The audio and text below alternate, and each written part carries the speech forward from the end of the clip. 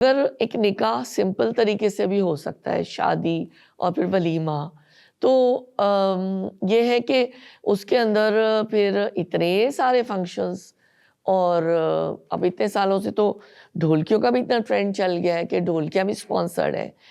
और अगर 2 चीज़ों में 2 इवेंट्स हो सकते हैं तो 12 या 14 होंगे और 3-4 महीने पहले से डांस प्रैक्टिसेस शुरू हो जाती हैं। बात यहीं पे आके नहीं रुकती।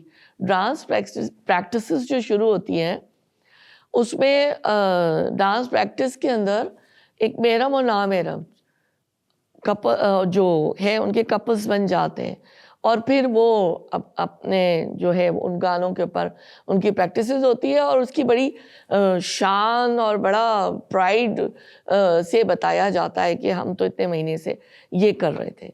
और फिर जो कुछ होता है तो मैं उसमें क्या कह सकती हूँ, लेकिन ये सब चीज़ें जो है ना, ये अल्लाह ताला के लिए, अल्लाह ताला की नज़र में पसंदीदा नहीं है।